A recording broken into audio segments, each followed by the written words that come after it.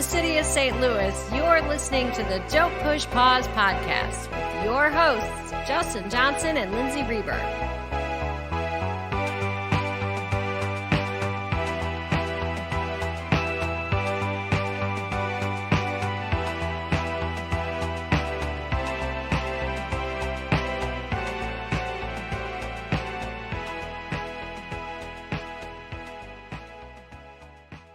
Welcome to the podcast. Welcome back, Justin, and hello, everyone. It is our 5-year anniversary. That's a milestone. Yeah, it's kind of crazy to me, and it's been creeping up. We've been trying to plan this and trying to figure out what movie to do because we always try to dig back into the 80s golden era of comedies and stuff. For our anniversary shows, we usually try to dig up something that's our bread and butter of retro movies to do for this podcast, and we chose National Lampoon's Vacation. Because why not? It's something I grew up with, you grew up with, and so many people feel that this movie is my family. Yeah.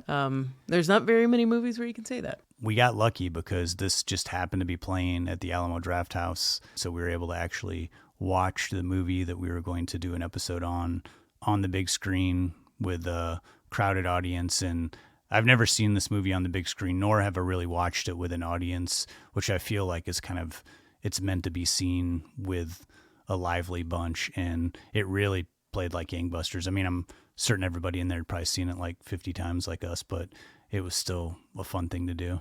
But still, with comedy, even a comedy can get stale when you've seen it a million times. Even the people that make these movies, they're in the editing room and see the same thing over and over, and it's not funny anymore. But I don't know how many times I've seen Vacation, too many times to count. I'm still discovering things that I didn't notice beforehand. Yeah, there's so many jokes that are going on, even in the background. You can just focus on one. If you're not focusing on Chevy Chase, you can tell that other people are doing things too in the background that is quite humorous. So we'll get into a lot of those little moments. We're going to do, you had a great idea for how to structure this episode where we kind of talk about this movie because it was filmed in sequence. They actually went on a road trip and filmed in all these different states until they got to California. And so you suggested we kind of talk about the movie in that fashion. So we're kind of like taking a road trip with the production of this movie and talking about it. And how wild is that? Is there another movie? You're better with factoids than I am, but filming a movie that is on the road is, one, incredibly difficult. That's something we're going to get into, that it's not like they had a safety person on this film, and making a movie while on the road and all your actors are traveling in the cars, your crew, it's a caravan. It's just nuts. Yeah, there's very few movies, I think, that were filmed like in all the places that they were. I mean, there have been a lot of road trip movies, but then you look them up and it turns out like, oh, they shot entirely in one state that had different looking geography so that it could double for different places. Yeah. Or, they shot the entire thing in Toronto, even though it was supposed to be the Midwest. Yeah. And so it was cool that they made that decision to, film all the locations. And I think too, it makes it, from the background that we looked up in the research, it seems like everybody felt like it was good and bad for the movie because they all kind of got exhausted. But at the same time, it does give, I feel like, an authenticity to the movie that a lot of road trip movies just don't have. So what all are we going to be talking about, Lindsay? Well, obviously, talking about the production, where the story came from, how it changed, what type of comedy this is, kind of what it employed, where everyone was coming from at this point in their careers. I'm sure we'll probably hit on maybe a couple stunts, maybe some factoids you might not know about. Of course, we're going to hit on the cast. This is my favorite incarnation of the Griswold family, so this will be fun to talk about. And I don't know if anyone knows out there that's listening, but the ending to this movie was not the original ending. Yeah. So that'll be a good one. Also, of course, release reception and that banging theme song. I mean, does it ever get old? It doesn't. Not to me. No. After our National Lampoon's Vacation talk, we'll get into our picks of the week. I still don't know what your pick is. Normally I ask you, I went with a Chevy Chase movie. Hopefully we didn't pick the same movie God. because we didn't actually discuss no. this. I chose Fletch, Okay, perfect. which I think is probably outside of Clark Griswold. I think his character Fletch is probably his most well-known movie character. I went with a movie I grew up with that is, I mean, how many times I got to dip back into these are the movies that moms in the 80s loved. And I went with a Chevy Chase, Goldie Hawn, and Charles Grodin classic to me called Seems Like Old Times. I've heard you talk about this movie before. I adore this movie. Yeah.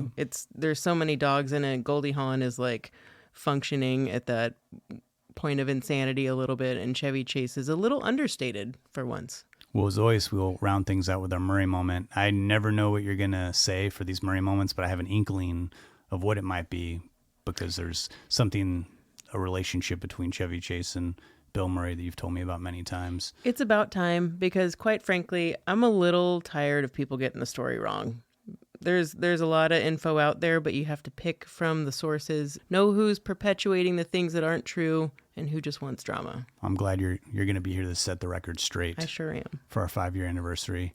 I do want to take this moment and say thank you so much for all the listeners that we've had, new and old. We've had a lot of increase in our listenership in the last year. It always really, is what keeps us going. It takes a lot of work, a lot of research, a lot of time to put this podcast together. And it is something that we absolutely love to do. But without listeners, there wouldn't be a purpose for us to continue doing this. And it always warms the heart when we see that we have a bunch of new downloads and new follows on social media, messages from people from all over the world have told us that they've tuned in and listened to the podcast.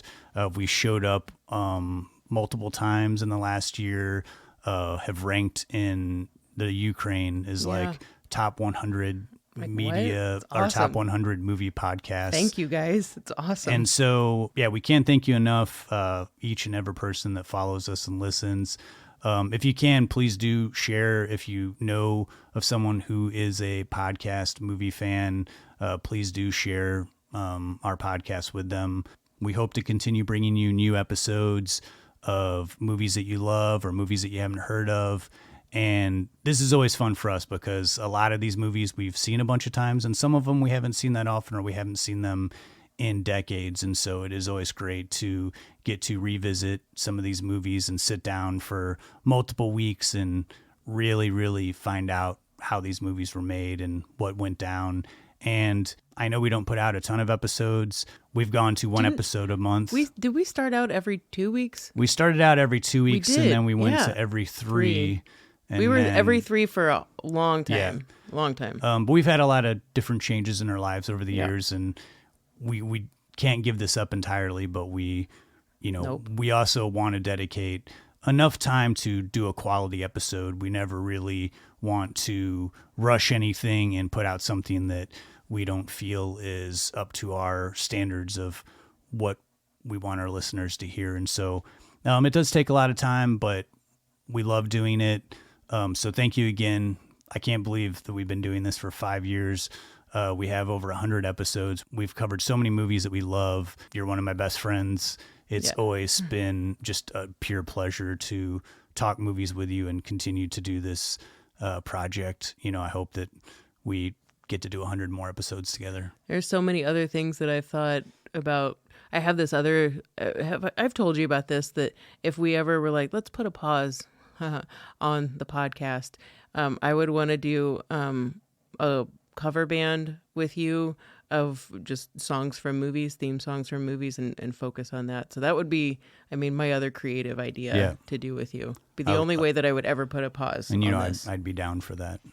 And if there's a producer out there that wants to fund us and help us put this out, man, I could find some time. We could make it work, Yeah. But we love doing this. Justin, I love you.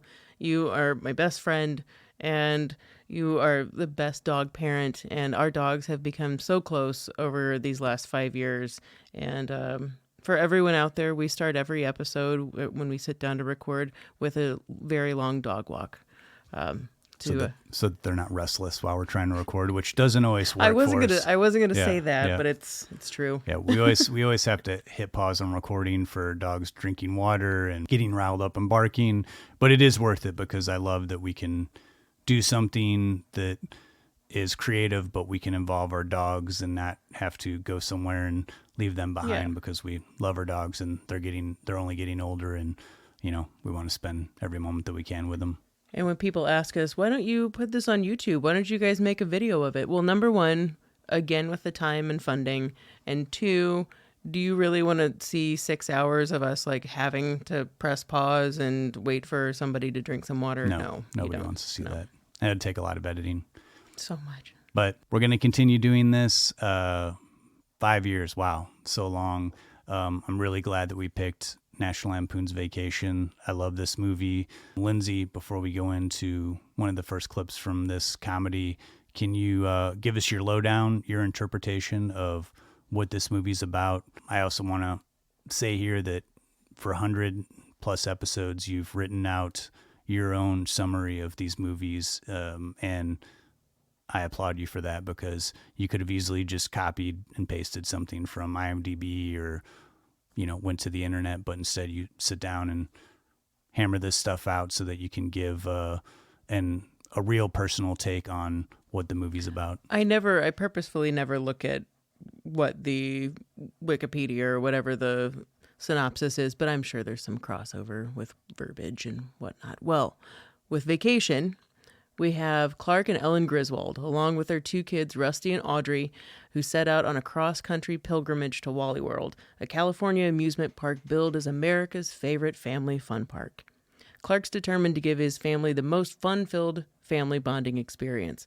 But during this 2-week road trip, the Griswolds make a pit stop to see some family, and here's where our trip begins to change course. Now with crotchety Aunt Edna and her dog along for the ride in the old family truckster, the Griswolds battle one metaphorical roadblock after another. And so close to the finish line, let down by all the misfortunes along the way, the Griswolds finally reach their destination. But when our road warriors get to Wally World's gates and find it closed for repairs, Clark's sarcastically positive demeanor, which has carried them the entire 2,000 miles of this trip, quickly disappears, and his determination to get his family into the park will not be stopped.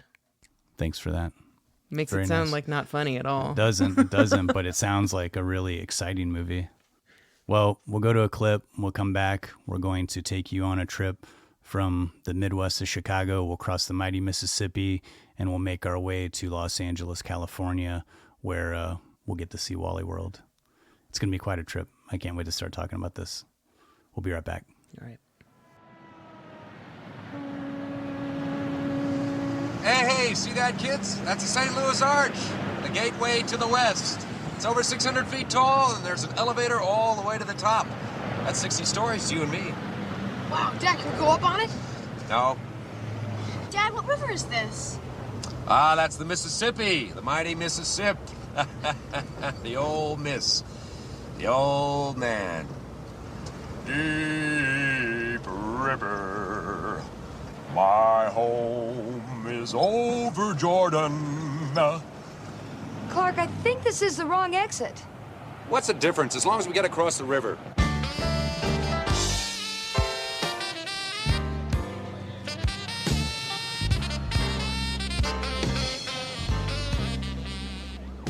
Clark, what are you doing? Just relax, Ellen. This is so dangerous. We have no business being in an area like this. Well, look at it this way, honey. This is a part of America we never get to see. That's good. No, that's bad. I mean, we can't close our eyes to the plight of the cities. Kids, you noticing all this plight? This'll just make us appreciate what we have. Roll them up.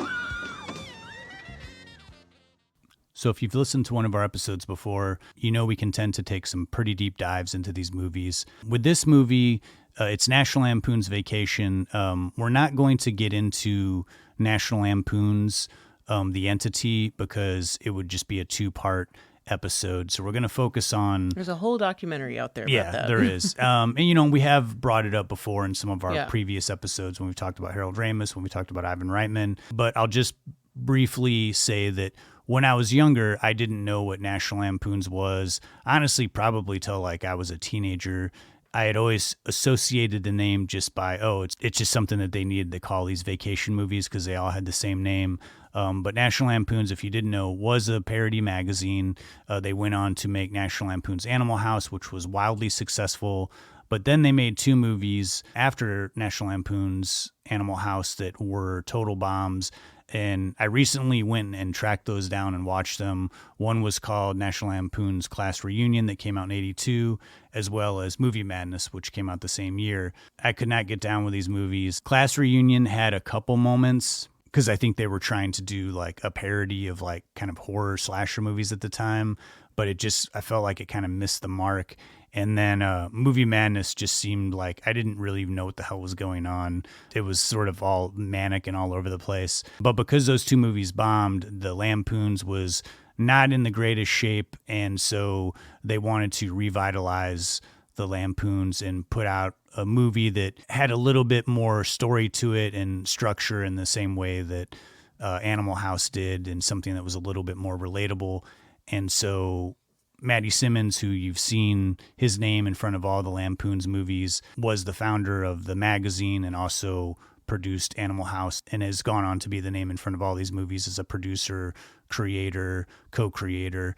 I'll stop there. If you want to research further Matty Simmons and the Lampoon's, there's a ton of great information out there, but we're going to focus on Vacation. So I'm going to turn it over to you, Lindsay, and tell us a little bit about how the Vacation movie got its start. So the original story for Vacation was penned by a pretty well-known name that we know today, and that's John Hughes, who was a writer and editor at the Lampoon. The original short story focused on a cross-country trip that was looking back at something from his childhood, consisting of his own memories. And the original concept was more of a satire on the American family, something that people could identify with when reading, and some wild stories along the way. That trip went from Detroit to the South and eventually to Disneyland. It was a pretty popular story in the Lampoon, and Simmons thought this would make a great film. So he took the original story as it was to the head of Paramount Pictures, and they thought that it was just kind of unfilmable. It was too episodic. It just wouldn't flow as a movie. And Matty Simmons is thinking that's kind of the point of this, is it is an episodic story and you're with the family on this adventure, but Paramount, it was a hard pass for them. So then Matty Simmons wouldn't let this die. Like we said before, he's desperate to keep the Lampoon going. He went to Warner Brothers and they thought it was a great idea. I didn't ever actually hear what the amount was, but evidently this story was bought for an obscenely small amount of money. And considering what this movie has gone on to become, it's kind of nuts. At this point, the original writer, John Hughes, was asked to write a full script. And the original focus was going to focus on the children instead of Clark. What it was going to be like for the kids to be on this trip, how it was going to be to interact with the family, that sort of thing. So we have a script, and the next thing that we need to do is find a director.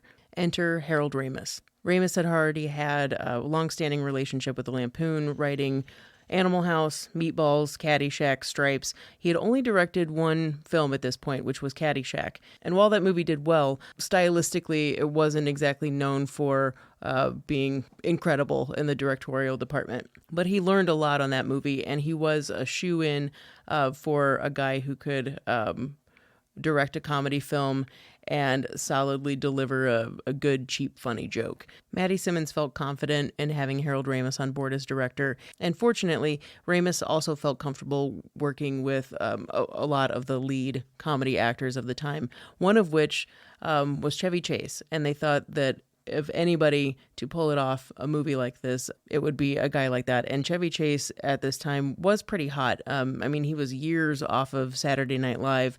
He had a string of movies that weren't like the greatest or anything, but they still performed really well at the box office because he still was kind of hot. I always feel like it must be easier for comedy movies to come together in some ways because it's a world where like comedians know other comedians, whether it be writers, directors, actors, and they kind of know what will work for certain material. It seemed like this was a movie that kind of really came together quickly. And you kind of see where Chevy Chase and Harold Ramis and all these guys went to after this movie and all the success that they had and so many funny movies that they did. But Caddyshack was already like a pretty great setup for comedy, and it was super successful. So it was like kind of taking that element and moving forward, and Chevy Chase being able to command a leading man presence, but also do all the sort of like bumbling things that he was known for, but also kind of having that handsome man look that you could see being like the head of a family and like steering the ship on this like disastrous vacation.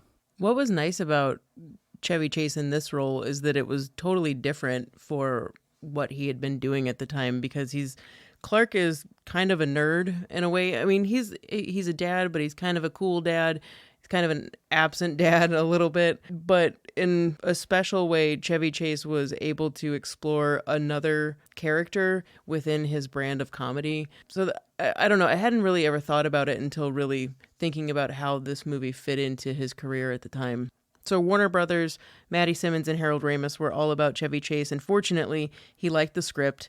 And in thinking about it, once Chevy was like, I'm on board to do this, Chevy and Harold thought, not to like completely revamp the story or anything, but if we've got someone who, like Chevy Chase, who is a massive talent, who people love to see on film, maybe we could do a little bit of a rewrite and instead have the story focus on not the children, but the dad, kind of like the bumbling dad, and definitely have all of the family involved just as much as main characters, but change the focus. And that is exactly what they did.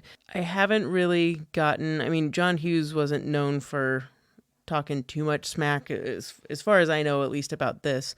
I don't know what his feelings were on this. I heard Harold Ramis say he never expressed to him any dismay. And then I heard another source say that the rewrite on Vacation was the entire reason he became a director, was because he was kind of ticked off that the focus was changed. But John Hughes wouldn't be written out of the Vacation story at all. He's going to come into play a little bit later in this saga. So Harold and Chevy have an office at Warner Brothers. They start kind of revamping who Clark is in the story. And the story takes shape in the movie pretty much as we see on film now.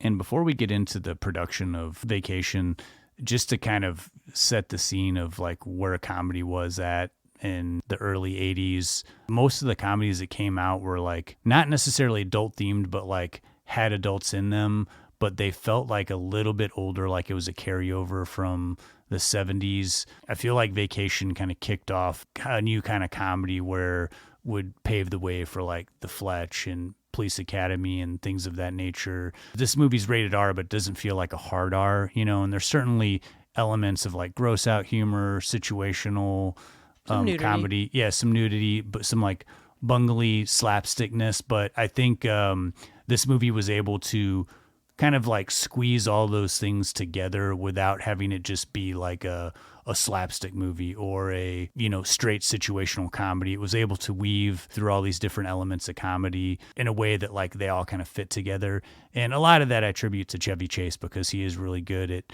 being a smart comedian where he can be sincere, but then also be doing something like outrageously ridiculous, either with his face or some sort of physical comedy simultaneously. It has always been one thing about him that I like, is that he can change his tone in the middle of a sentence, and he can be cracking you up in the first part and then like completely like take you to another feeling by the end of that sentence.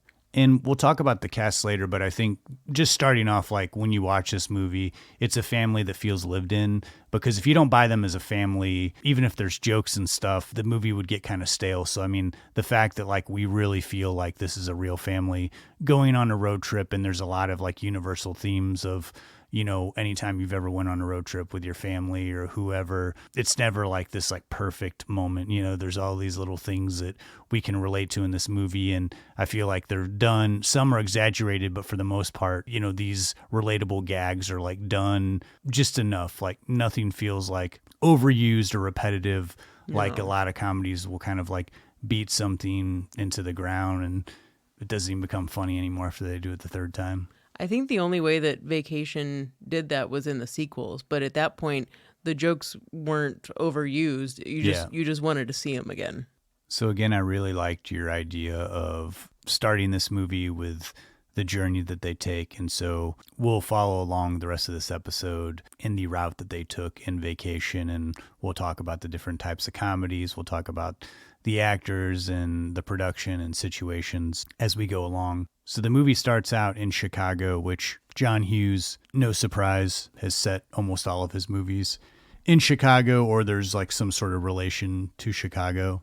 And the same thing with Harold Ramis too. Yeah. As far as being from there, having an affinity for it. This movie, I think it does a good job of like setting up the suburban family in the suburbs of Chicago. And Clark Griswold is a successful person working in the food industry, or the food additives, right? The food additive industry, yeah. And John Hughes like came from like the ad industry, so it seems I like that, Clark's like a successful, they're not rich, but they, he has a decent job. They have an Atari, they have all this stuff. Yeah. And the beginning of the movie, they set it up that, he wants to take them all on this road trip. His family would rather fly, but this is that moment of like the manhood of like, I have my kids now and I need to take this journey with them. And it's more about him wanting to do it than his entire family. But, he wants to take them somewhere special. And so we've got Wally World is a destination, which is sort of like a version of like a Disneyland, Disney World type amusement park. I think they tried to get Disneyland and they immediately rejected them. And I kind of love that it's this like made up Wally World, version. Nowadays, I think taking like a road trip would be more appealing than flying, because flying has become such a really terrible way to travel with like cancellations, and there's no room anymore. They've cut everything, that's enticing about it. But when this movie came out, like flying was like way more classy, and that was the real luxurious way to travel. And so it sets it up of like, this is not the best way for them to go 2,000 miles all the way to California from Chicago. But we start in Chicago, and immediately we set up the fact that, his family doesn't necessarily want to do this, but they want to start off by getting a new car. And we immediately get our first great comedy scene with Eugene Levy. And he's the scummy car salesman. If you've ever went and tried to buy a car or a used car or anything, it's really not far off from the exaggerated car salesman that they're doing here. And I love this exchange between them of like, he gives him the wrong car. And he knows it. As soon as Eugene Levy sees him pull up on the lot, like he knows that, oh crap, we don't have that car at all. Yeah, and I do like that Chevy Chase has this confidence about him throughout this movie, even though he's kind of a fool, and he's like, I'm not your everyday average fool, it's like, I want my old car back, and, they bring it, they've already crushed it immediately, and yet he still goes to open the door. Yeah, it's so ridiculous. But in the production backstories research that we found, they said that they were really trying to find like the ugliest car that they could imagine, and when they created the family truckster, they thought that they had went too far, that this was such a hideous car that like people would see it on the screen and just like not buy into it. Maybe I just have terrible taste in vehicles. I would like love a family truckster. I didn't really think it was like that terrible looking of a car. Obviously some of this stuff is dated. He's like, oh, there's an airbag, and it's just like a garbage bag that like inflates multiple times. It does a really good job of setting up that Clark Griswold is kind of an idiot, but at the same time, he has this like perseverance and this gullibility, but at the same time, kind of like trying to always be in control, or like trying to be the leader of the pack and trying to be a good father to his kids. And making it work. Yeah. No matter what obstacle comes in his way. Yeah. And it's just sort of like dealing with things as they come. Not really getting stressed out, but like assessing the situation and thinking like, okay, how can I deal with this? But they get everybody in the car. They're off to the runnings, immediately backing out of the garage. All their stuff gets taken off the top of the car. That's what I love about this movie. It gets in and gets out with the jokes. You see their luggage get scraped off the top of the roof, but then immediately it's a hard cut to them. Yeah. They're already on the road and they're driving. And this is always a scene for me, them crossing the Mississippi River, and we see the arch, and Clark's talking to the kids about the arch, and they're already looking like a family to me. Like the kids are bickering, they've got their headphones on, and it's, I think, very much a very relatable scene of like any road trip that I've ever been on with my family growing up, where it's just like the adults are in the front seat in their own little world, and the kids are in the back, and they got handheld video games or like their own music, and they're in their own world. And even though there's just like these two seats in front, there's just like division. And you've got this destination point that you have to get to, but when the kids are saying, "Oh, the arch sounds cool. Can we stop there?" No. Yeah. I think anyone who's listening to this episode from St. Louis, it's no secret that, he's like, oh, as long as we get off the river, we're fine. And they're actually crossing the river, and then they get off on the exit. They've already crossed over the river, and they've left East St. Louis. They've already driven over it, but then it cuts to them in East St. Louis. Nowadays, North St. Louis, parts of North St. Louis are probably more dangerous than East St. Louis, but, they get off and they're in a iffy area. This is a scene that I think still plays kind of funny, even though it's a scene that is really playing on stereotypes. Harold Ramis said if they would have filmed it in modern times, like he would have like not done that scene. I think it's like a case of wanting to, you're not thinking about it perpetuating stereotypes when you're writing this scene. You're thinking about how dumb these people are that they're getting the hubcap stolen off their car, 3 inches down by people. It's really obvious that it's happening and they have no idea. But it doesn't stop it from being problematic. But yeah, like you said, Harold Ramis recognized that after the fact. And I think that it was recognized at the time too. And I think the biggest joke that comes out of them leaving that I didn't notice, I think probably the first few times I watched this when I was a kid, and then later not really noticing till I was older, that someone had spray painted honky lips on the back of the family truckster, which I think is just hilarious. And it's pretty good. And I think it actually improved the look of the truckster. And it's just as a continuity thing here, it's not on the rest of the car, or do we see that on the car? We do, right? We do see it later, yeah. We do. It stays on there. A couple times you see it, yeah. That's right. And it's done, and I like it too because they don't do this close-up of it. It's that's the subtleties in this movie. It's like, I think like another movie probably would have done, they would like pan across it really big. Like that would have been the first cut, is like the camera sweeping across honky lips. And instead they're like, maybe someone will see it. They'll think it's funny. Let's put some jokes in the background. Like, let's not put everything up front. We'll keep some subtlety to it. This kind of humor that, teeters on being offensive is, it's where the National Lampoon came from. It's like that era of Mad Magazine. It's where pushing the envelope, that type of humor originated. Harold Ramis said something like, you never know that you've gone over the top until you're already over it. And so it's kind of like pushing the envelope is what this movie was doing while trying to be a family comedy. It was also being way edgier than anything ever had been. Along with being edgier, this movie was pushing the envelope with how it was being filmed too. So this is a road trip. This is being filmed in a moving car. There were 4 or 5 of the family truckster mobiles that they had in tow.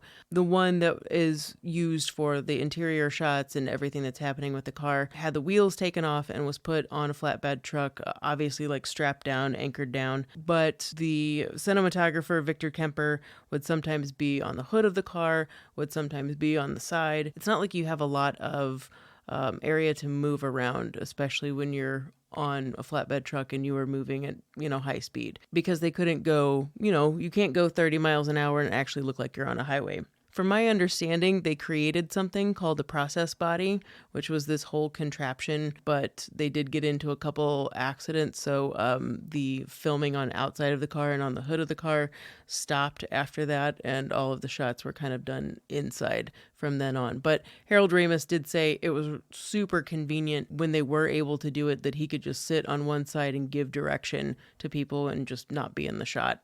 And there's something to be said about actually filming the car and not having this, projected screen of like, you see in so many movies where you can tell that they're just, the car's stationary and they're doing like some sort of like back rear projection screen behind them that's like the car moving, and or they're like, you know, someone's on the outside of the car like kind of rocking it to make it look like it's moving. All the stuff of them driving looks like super legitimate. And I also love too that they cut outside the car, like, you know, when they're crossing the Mississippi, that you see the family truckster and like you see people driving it. I mean, I don't know if all four of them were in the car when they did that shot, but you still get in essence, I think, throughout the movie that like this feels like very realistic, like they were in the car the whole time when it's being shot. There wasn't a bunch of like, you know, stand-ins or stunt drivers the entire movie.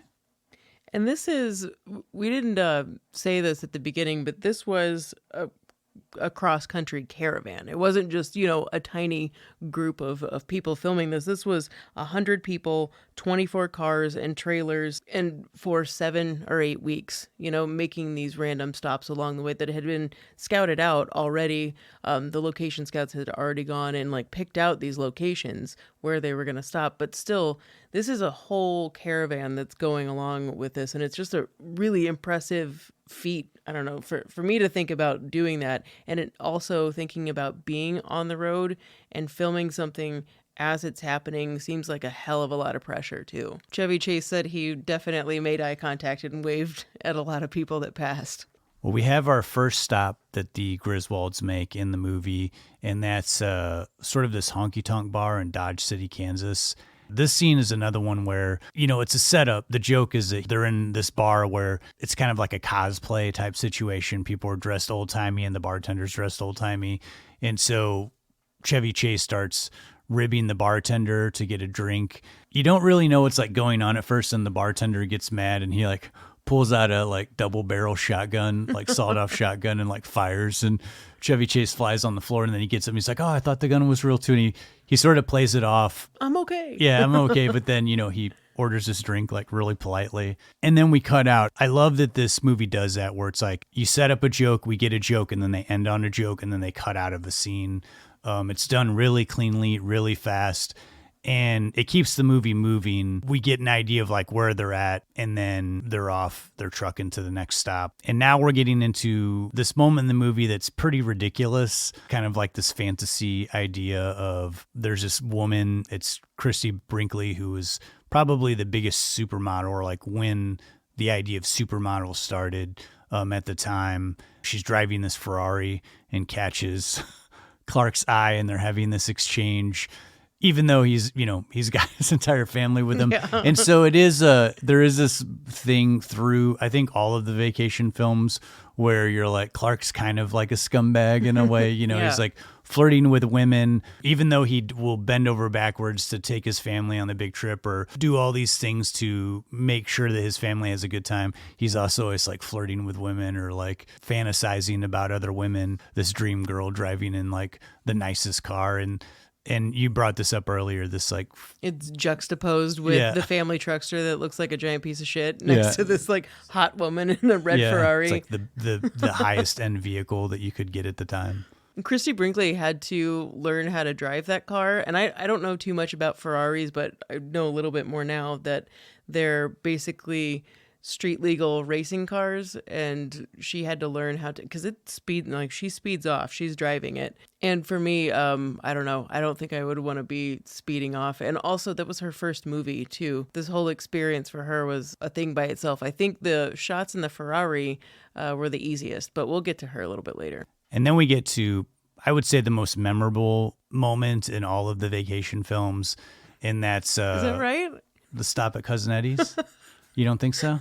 No, it's pretty good. There's so much that happens here too. There is. I mean, it's a really big scene. I mean, they're there for a while, and then they bring a family member along with them. But the introduction to Cousin Eddie's family, I think, is this, you know, they live in like a rural area in Kansas, and they're kind of big rednecks, and this movie is playing on some of these stereotypes, but I think that's done in a way of like, there is this like little bit of sincerity underneath of everything with the jokes, like the real tomato ketchup Eddie, or, you know, Eddie's daughter's like stirring the Kool-Aid with her hand. And fun fact, that was an improv on Jane Krakowski's part. Really, to me, like everything that happens at the Cousin Eddie barbecue is golden. I like too that we set all this stuff up, but then it gets kind of serious for a moment where they're talking about how like they don't have any money, and he's like been out of work for 7 years, and Chevy Chase is like, oh, well, sure, you know, we could help you out with a little bit. And he like pulls like a couple $100 out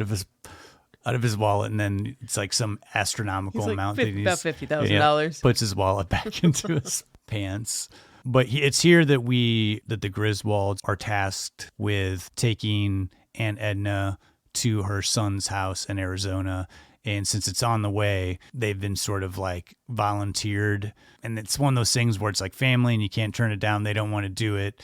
They're already kind of like packed in their car with the whole family. And now they have to bring Aunt Edna along, as well as her dog, who doesn't seem to like anybody except for Aunt Edna. Oh, man. It's also that scene, I just happen to think, has the most amount of kind of like the sex humor is really worked up in that too. And things that are said. And it's mainly with the kids, which adds with the edginess of this type of comedy.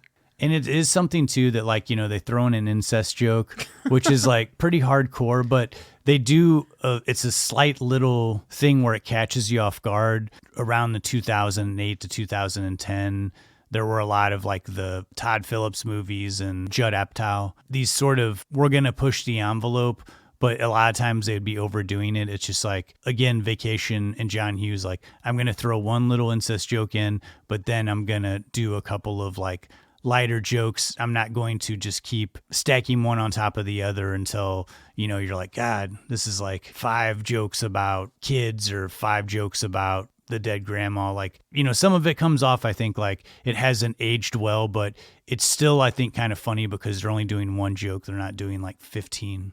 And it happens so quickly. I mean, specifically, yes, the line with Cousin Eddie's daughter, you're not expecting it, and it's said so quickly and with such just carelessness that you're like, wait, what did she say? This also gives the rest of the family some room to play, like Beverly D'Angelo, you know, Eddie's always coming in for the kiss, and she's kind of dodging him. You know, it gives them a little bit of, it lets the kids have their each individual moments in the movie, so we get to know them a little bit better. And it was a good way to break up the scene so that we're not on the road the whole time, because we're at Cousin Eddie's for, you know, it's a good like 15 minutes of the movie. It's true, too, because Audrey has one of the most positive moments with Cousin Vicky. And it starts off kind of insulting where Audrey's like, you know, it's not really cool to like be a hick. And then Cousin Vicky whips out all of this marijuana and she's like, all of a sudden, cool, we're best buds now. And we don't really have that sense of the positive family interaction a lot in these movies. So it's kind of fun that comes up for Audrey. And Eddie's wife, Catherine, who... Poor Catherine. She, you know, they do. I love that she is this like sweet woman who like seems desperate. You know, when she always has a moment where she's talking to Ellen, and it's like kind of confessing, like, oh man, things are like way worse than they appear, even though they clearly look really bad. Yeah, it's not your typical comedy where they're gonna show like rednecks. And it's like the wife who's like screaming like, oh, you know, all that kind of stuff. They make her this like really sweet woman who's like supporting her husband and like being a good mother to her kids, even though it's just like there's so much stress and chaos around her. And we're not directly told it. It's based on, it's observational comedy with little sprinkles of things peppered in there. So now that we have Aunt Edna and her dog Dinky in the car, it's time to head back out on the road, and we're headed to South Fork, Colorado, and heading towards Camp Comfort, that is headed by the always wonderful Brian Doyle Murray, and that he's always got a great hat on in every movie, and certainly doesn't disappoint in this one. I don't know why, just him saying when he's eating that watermelon. And he's like, oh, well, Chevy Chase is like, why do you need my address? And he's like, oh, we like to send out a mailer. We sent out a mailer. Which is just, it's pretty random. You know, it's a pretty basic thing to do, but just his delivery of that is so real and funny. And I don't know what is up with the, I've never seen this before. These like, it's like an army type tents that they have here so they're not cabins. It's for like really industrial strength, like tents. Thinking about what could have been in the scene, I guess Brian Doyle Murray, they were actually going to have him well, they filmed it of him in like an animal costume sneaking into these, then like messing with people. And there's something that he alludes to when he's like giving his spiel about being there. But I guess for time, not because it was unworthy, but it was cut out. After we hit up Camp Comfort, it's time to hit the road again, and the Griswolds and Aunt Edna stop for some sandwiches, a little roadside snack. We've got another Christy Brinkley sighting. I think this is maybe the third or fourth one at this point, but this one gets a little bit more intense. Clark kind of wanders off by himself, and using this, again, the flirtatious humor of, I don't know who dances with a sandwich as like a flirtation move, but Clark's working it. This is also where we get some of the gross out humor of this, of the dog, Dinky, peeing on the sandwiches. You know, everyone else is like, oh my God, this is terrible. And they're like spitting out the sandwiches. And she like kind of thinks about it for a moment and is like, nah. And she just eats it anyway, which is a very like old grandma thing to do. And it was another improvisation too by Imogene Coca. And Dinky has another important role here coming up. Not only did Dinky pee on the sandwiches, but this will be one of the most controversial moments in the movie. Something that for animal lovers, it leaves us all really hurting. And luckily, it wasn't filmed the way it was originally written. And I thank a baby Jesus for that one, because I did not want to see a pelt of a dog hanging off the bumper of the car with a blood trail behind it. Yeah, they originally were going to have this like graphic kind of thing. And this is, I think even when I was a kid, I thought this was like pretty messed up. It is. And also worked as a really good PSA for people to not tie their dogs to their bumpers and forget about them. What's messed up is people, I don't know if someone made this up, but in some of like behind the scenes stuff, they said that people wrote in and said, I did that. Pet deaths as humor has been in movies for a really long time. And they do try to make Dinky the dog really unpleasant.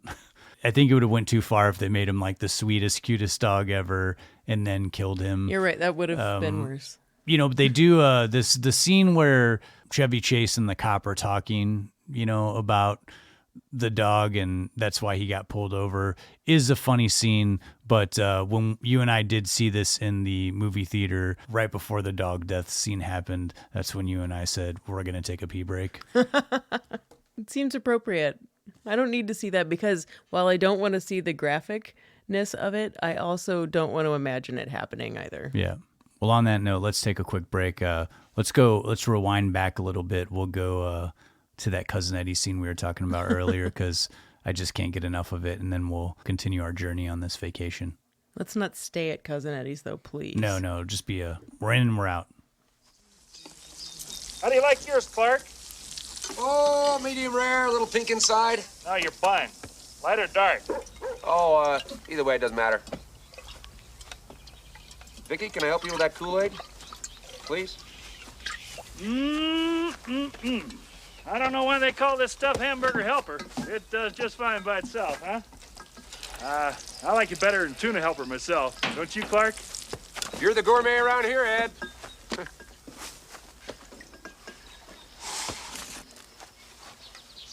No meat in this? You got plenty of meat at home. Be polite. Have some ketchup.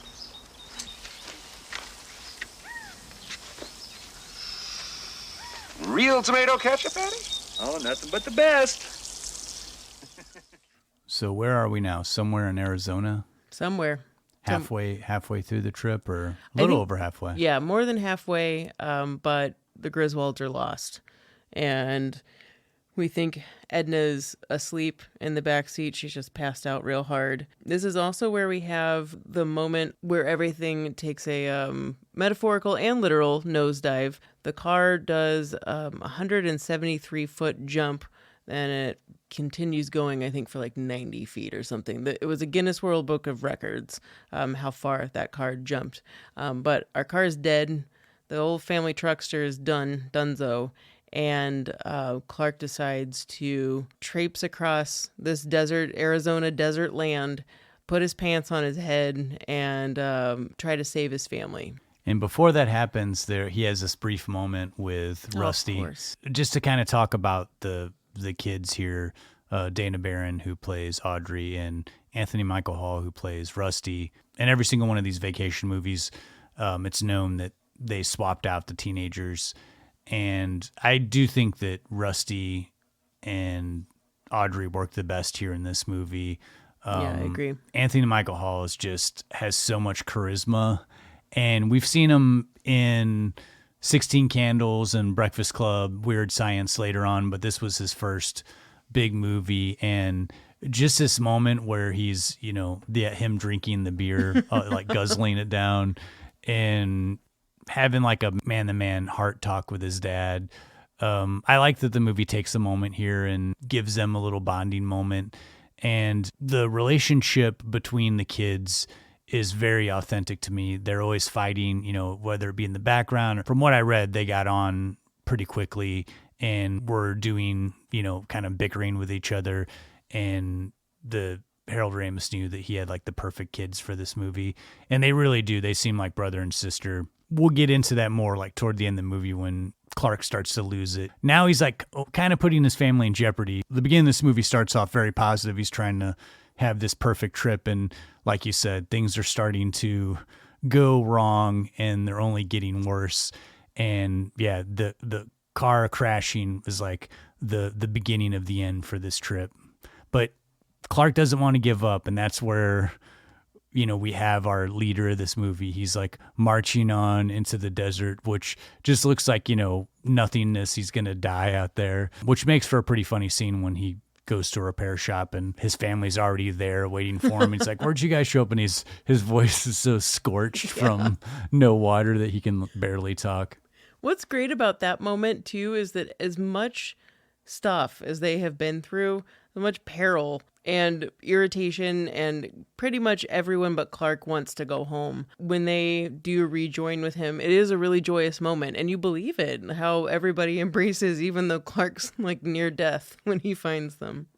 And this is something that John Hughes revisited in Planes, Trains, and Automobiles. I mean, beat for beat kind of borrows a lot of things from his own script and Vacation, especially with, they both have a station wagon in Planes, Trains, and the family truckster in Vacation, and we see this car slowly get demolished, and then we cut to the scene in the family truckster, and it's like kind of totally destroyed. The wheels are wobbly, their tires are barely hanging on, but the family's still going on with this car. And this isn't the only thing that is alarming at this time. So we've got Aunt Edna, who we think is sleeping in the back. And in the reality of the situation, it was sometime, I know during this section of the movie, when Imogene Coca, they had been filming all morning and doing the scene, and a Harold Ramis cut for everybody to take a break, take a little while, come back, and we'll wrap everything up. And when he said this, she said to him, what scene? Like she didn't know what scene they had just done, which was confusing to him. And Ramis had been a little concerned about her health. She was older, but she had been nailing, all of her dialogue, all of her scenes, sometimes even worrying that she was too mean, at times. But Imogene Coca had a stroke during filming and had no idea. It also left her mind completely wiped of the rest of the script. And I think it was I don't know if they took a break or a day or two, but she did stay up like that entire night and relearned the rest of the script and everything that she needed to do from then on. I mean, it's just crazy. Wild. And that she continued going on with the movie. I mean, having a stroke in she was like late 70s, early 80s. Yeah. I mean, having a stroke anytime is like a big deal, but in the middle of a movie and, you're just like, I'm going to relearn the script because my mind's been erased. Wow.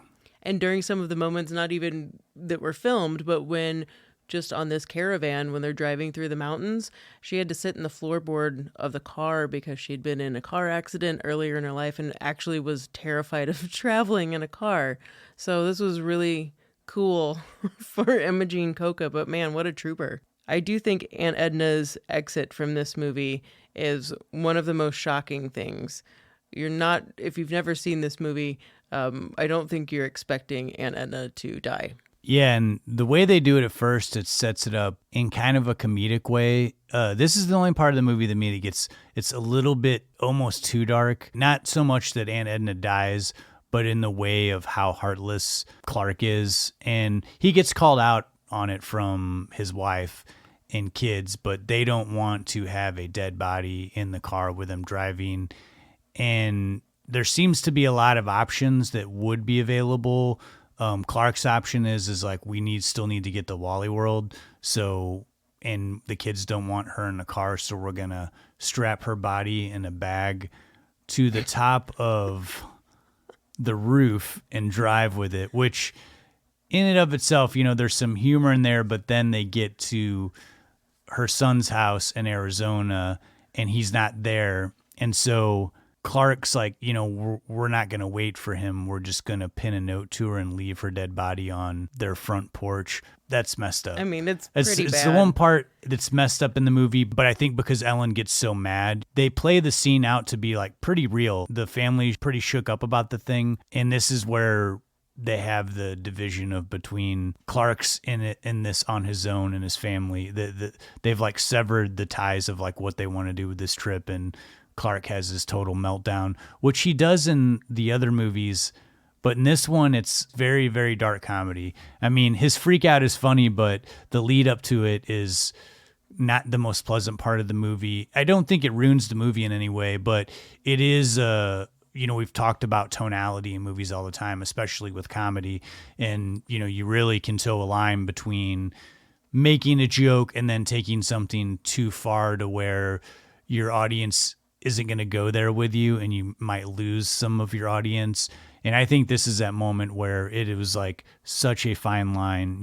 It's like the dog death was one thing, but this is like, I'm going to leave my dead, Strap family her member to the roof and then leave her like on the front porch in the rain for her son to find her with a note that says, hey, we had to go to our, Wally World. So we left her here when she died on the way.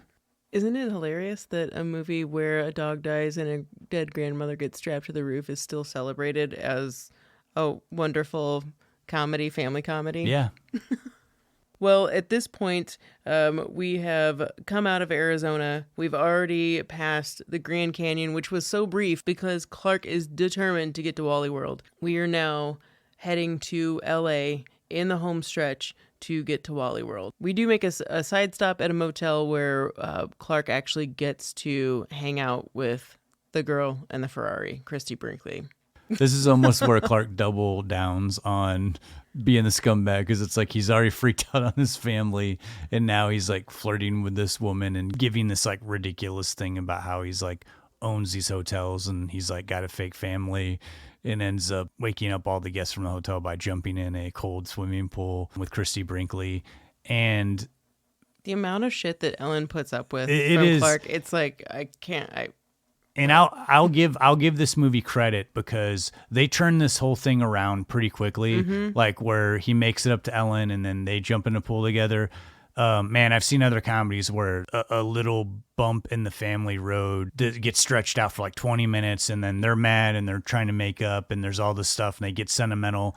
And this movie really irons this out like really quickly so that we can get back in the car and make our way to Wally World. It's why it's a farcical comedy, like why it's not something that's really like based in reality, because we're not lingering on those moments. And Clark can make up to Ellen in this world so quickly and it not be a big deal. And it does seem that Clark and Ellen really do have a good marriage if we're going to go like story wise.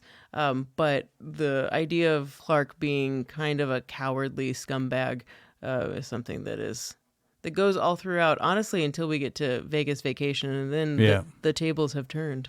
I do like that also where they reuse the joke of Eddie gives him these like ridiculous shoes, like dress shoes, and then he busts, like Chevy Chase busts them out when he's going to go down. He's like mad at his wife. He's like, I'm going to go. And she's like, where are you going? He's like, why do you care? And leaves, but he's holding the shoes in his hand, and they cut to his feet at the bar and he's wearing the ridiculous looking dress shoes. Well, I think it's probably time that we get to Wally World. Yeah. the big finale, a lot of the movie, there's like 15 minutes where it's nighttime. It was raining, then it's nighttime. And when it cuts to them like pulling up the Wally world, you know, it's like this bright, perfect, sunshiny day. They legitimately all seem very excited, and they're doing, at the time, there was a movie called Chariots of Fire that I think it won Best Picture. It was a very popular film, and it's a movie about long distance running, I think.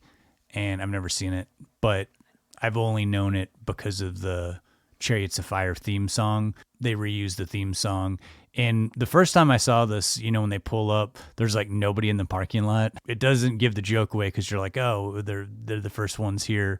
But then they get there, they find out that Wally World's closed for some construction, and Clark loses it again, you know, and he's like, drives to like a sporting supply store and picks up a gun that we find out later is like a BB gun, but he threatens the security guard to let him on all the rides, him and his family, because they deserve it. They drove all this way. The security guard, played by the ever lovable John Candy, in one of his early roles in a fairly big movie that everybody knows. Not so fast there, Justin. We're going to get back to John Candy.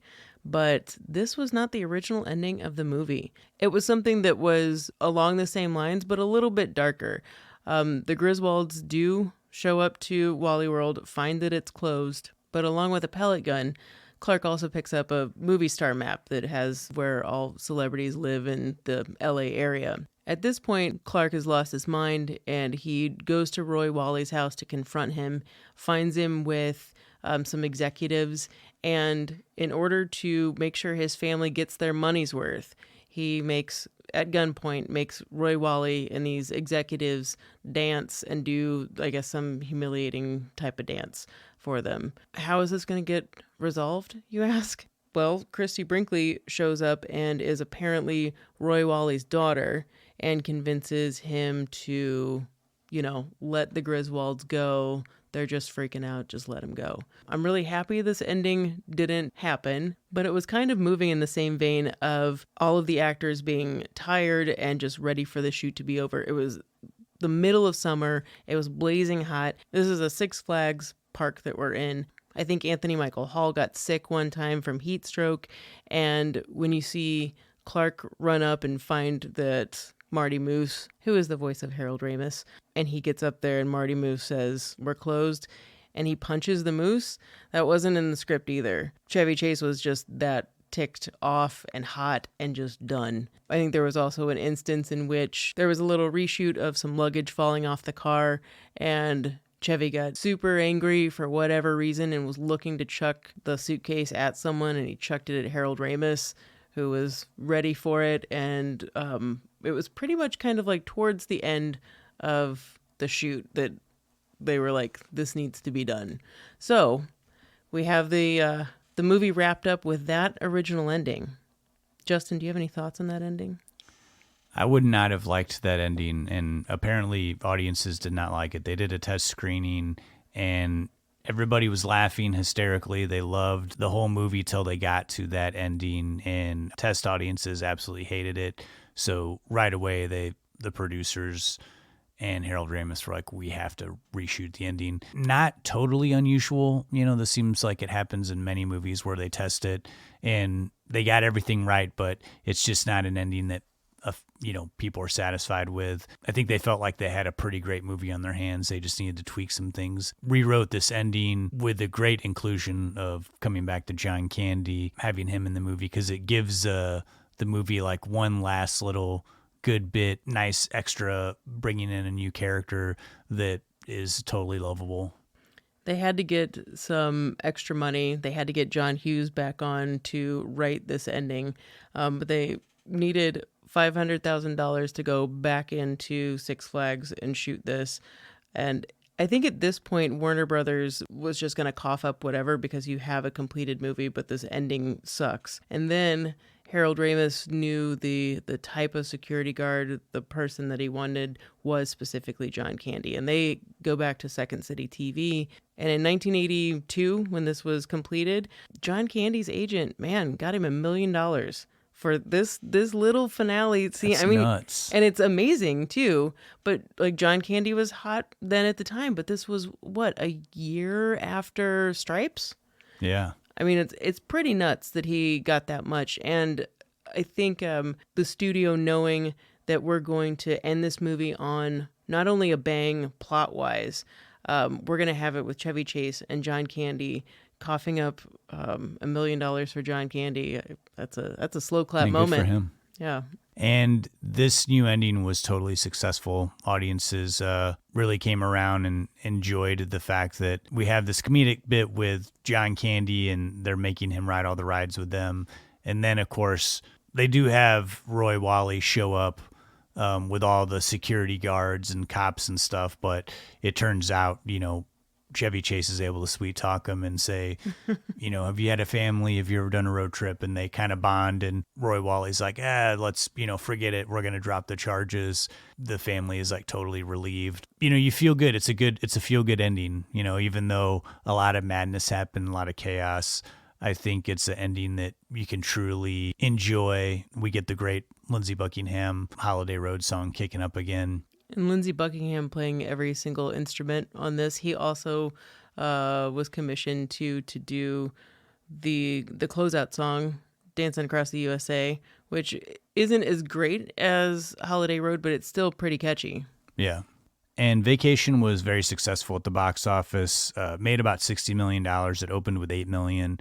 That doesn't sound like a lot, but for 1983, for a comedy, pretty dang good. They immediately were like, we got to make another one of these movies. Which led to European Vacation, which John Hughes is credited as the screenplay writer for that. European Vacation, I think, has a lot of great moments, but it did lack some of the John Hughes vibe, and I always wondered about that movie. And then I found out recently when we started researching this that they put John Hughes' name on it because he had an affiliation with it, but he didn't actually do much with the script, and it was really kind of false advertising. But you can really totally tell that someone else wrote a lot of that material, especially like all the fantasy sequences that take place, and it's more slapstick than like a John Hughes type movie. That's exactly what I would say. It is way more slapstick. I think European Vacation historically probably is the one I've seen the least, but what I remember from childhood as being my favorite. And I think the reason that was because it was the most slapstick. It's also the only one that made me feel like I actually was on vacation because it felt so, like you were actually in another country. And the type of humor, that was being used here was, again, very generalizing, very stereotyping. But I don't think that this movie is lacking in humor at all. I think it's still staying with the overall feel and vibe of the Griswolds. They don't feel different yet to me. Rusty and Audrey, not necessarily my favorites. I could do without the anorexia humor, which is just so pervasive with Audrey. There's some things that don't work with it, but I do like that I feel like I'm on vacation with them. This one feels the least family friendly to me of all of the sex Vacation. tape thing. There's a lot going on that's like a little more sleazy than sleazy. It is a little the sleazier. Other Vacation movies. Then we move on. 1989. They get John Hughes back on board. John Hughes, notable for writing a Christmas classic with Home Alone, also penned another Christmas classic, and that's Christmas Vacation. My favorite of all of the Vacation movies, not just because it's like a tradition. I mean, it is a tradition for me. I see it. I watch it every Christmas, but I just feel like beat for beat, the jokes are there. It feels more of like they got the family unit locked in for that movie. It feels really, really authentic, like a family-friendly movie, but also has some adult humor in it. And I feel like it's Chevy Chase's best performance as Clark Griswold. When there's moments where he has to be heartfelt or caring or dramatic, it doesn't feel like he didn't take those moments seriously. Like he really goes for it, and I mean, feels like a genuine family man, father, husband. I can't get enough of that one. And I also love the fact that they brought back Cousin Eddie, and it made sense. It was a reason to bring all these people together. It's definitely more of an ensemble comedy than any of the Vacation movies. but in a really great way. Everybody's like works really well together, and there's so much cross-talking and humor that happens. It's a movie that really moves. It keeps you on your toes, and there's like joke after joke after joke. There's really not a lot of wasted moments or scenes that play out and kind of fizzle. And it's not knee slapper moments either. No. It's weaved in there in the same way that the previous films are, especially the first one. I think this one is much more in the style of the original versus European, obviously with John Hughes' inclusion, but it's almost like John Hughes matured a little bit, and then we got Christmas Vacation. It's way more heartfelt, and we even have Brian Doyle Murray coming back. Yeah. And we get another killer title song with Christmas Vacation, the Mavis Staples, like opening and closing the movie. Would have been weird to bring back Holiday Road for this one. So I love that they, were like, hey, let's get a really great soul singer and do this like awesome Christmas song. And there's a reason why for 30 years that movie's like been, a holiday classic for so many people. One thing that is nice within this series is it brings back kind of recurring jokes. We're always going to have Clark getting mad and having a moment where he freaks out on his family. There's always going to be property destruction or property loss in some sort of way. He's always going to be looking or lusting after a girl. At some point, just once in the movie, Clark is going to go, Rusty, and Rusty's going to be standing right next to him. It's these wonderful little jokes that weren't overused, so when we see it again in another film, it's like, it's kind of fresh. But with Christmas Vacation, I don't know if I would say it's my favorite up against the first one, but it's certainly right there because there's a lot more heart in this one. That's the thing. Like, Except the cat death. The cat death is kind of crappy. It is, but there's moments in the original Vacation. I love that movie up and down. Yeah. But there's moments where it doesn't necessarily lag, but some things get darker. And again, like Clark is more of a scumbag in that one, whereas like Christmas Vacation feels like I really just feel like I'm always enjoying it. There's like it's pleasant throughout the whole movie. Then we fast forward about 10 years and they release Vegas Vacation, which when that movie came out, I was so freaking excited because I had so many years of like watching all three of the Vacation movies over and over again.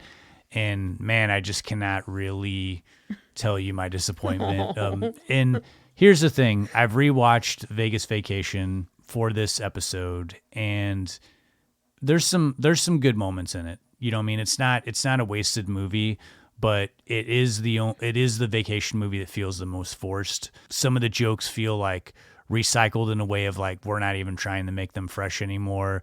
Cousin Eddie doesn't really offer anything new. They actually kind of make him like the most obnoxious in this movie. Like this movie feels the most obnoxious. Like they have Chevy Chase doing like 10-minute long pratfall scenes, the whole like Hoover Dam stuff. It just, everything feels like a little bit dragged out in that movie. Rusty and Audrey, they just have them kind of doing their own thing too. And the family feels really separated. It doesn't feel like a family unit type movie. And some ideas that they have, like with like Wayne Newton playing himself, but has this thing with Ellen that really goes on for too long. There just never really seems to be a moment where someone said, let's do these quick cuts like in the original Vacation, where it's like, let's have something funny and like, boom, let's cut to another scene. And that doesn't seem to happen. Things linger too long in this movie. It's also, we don't have John Hughes, and it really, really shows. Like, I think they should have paid John Hughes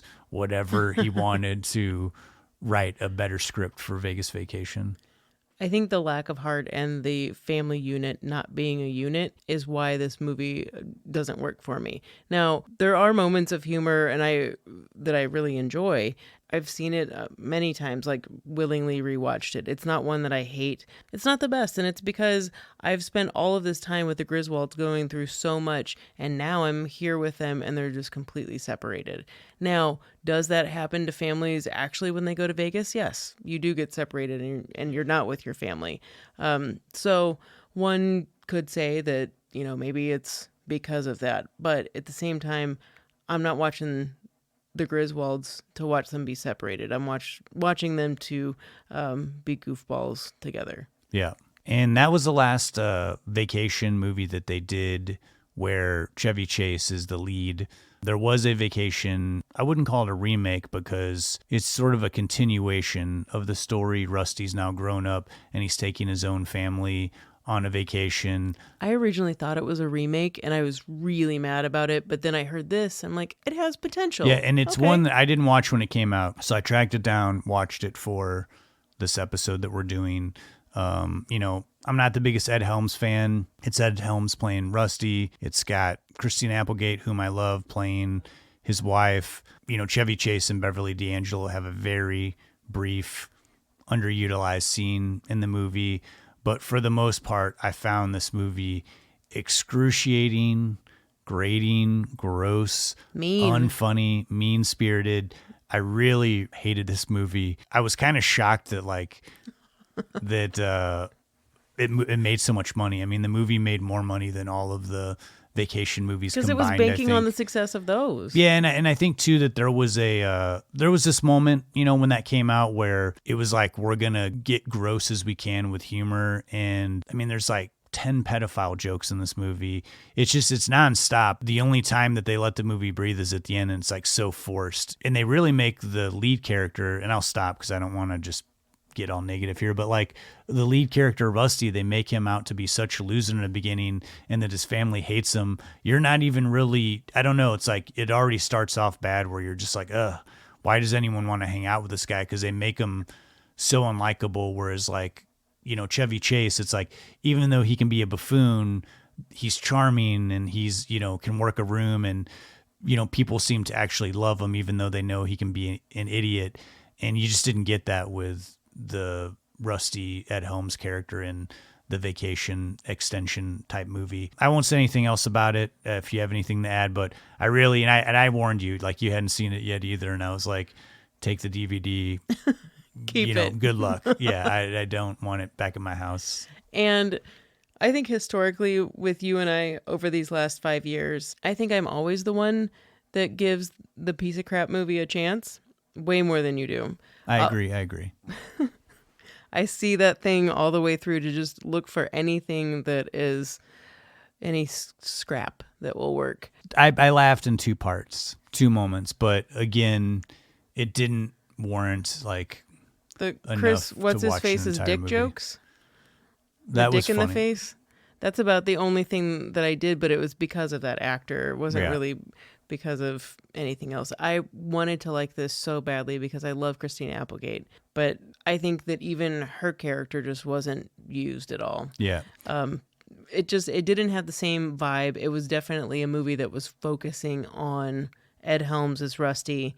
But even with that, all of the other Rustys, I mean, even Ethan Embry in Vegas Vacation, it worked. Like, as Rusty, I believed him as this, of course, Rusty changes every movie, but Ed Helms just didn't, there just was no Griswold vibe there at all. When, to me, like, to sum it up here is that in all the vacation movies, the Chevy Chase character, Clark Griswold, he never does anything, at least to me, that I feel is like unbelievable to his character. Mm-hmm. Like, whatever he gets himself in, whatever decisions that he makes, I feel like it works in a legitimate way to his character. It's something that his character would do or would get himself into. He would make these decisions based on what that character is. Every character in a movie makes a decision, and sometimes you're like, well, why would they do that? Yeah. That doesn't.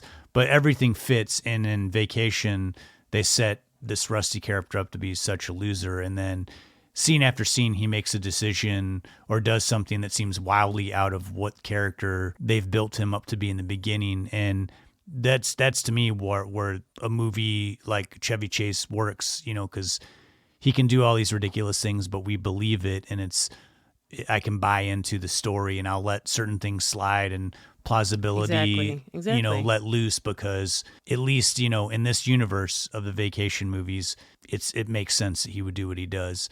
And some people like that movie. It made a ton of money. And, I looked it up on IMDb and people had some good things to say about it. But I don't know. Maybe I'm just getting old and I don't think gross out humor is funny. I don't know. I think that It fit more in that era of gross out humor movies that were coming out than it does in the National Lampoon's canon of films. I don't even think that the gross out humor fit National Lampoon, honestly. At least not in the classic sense. Well, this seems like a good place to stop. We'll talk about our picks of the week, and we'll come back for a final thought on Vacation. But that was a fun ride. That was a good journey we had. It was an experiment to do it this way. I hope you listeners enjoyed it. Lindsay, let's get down with our Chevy Chase double feature. What can you tell me about Seems Like Old Times? One of my favorite types of comedies are those written like a play, yet still transfer well to film. The incredibly well-known playwright Neil Simon is a master at this, known for quick-witted humor, lovable, or at least super layered characters, and an unbelievable plot that makes for the most charming of stories. Seems Like Old Times stars Goldie Hawn, Chevy Chase, and Charles Grodin, all actors during a great time in their careers, and also all actors who have impeccable comic timing. And this film relies heavily on timing and delivery in every single line of dialogue. It's so quick, and as a matter of fact, you have to keep up with the rapid-fire humor. Something that one could thrive on and be engrossed by, or make you have to rewind a couple times until you've locked in on the flow of the film. Chevy Chase plays Nick, a divorced writer who's forced at gunpoint to rob a bank, the plan being he takes the fall for the robbery if caught. After the deed is done, the real culprits throw him out of a getaway car and injure his leg. Desperate, dirty, hungry, and wanted for armed robbery, Nick seeks secret refuge at the house of his now remarried ex-wife, Glenda, played by Goldie Hawn.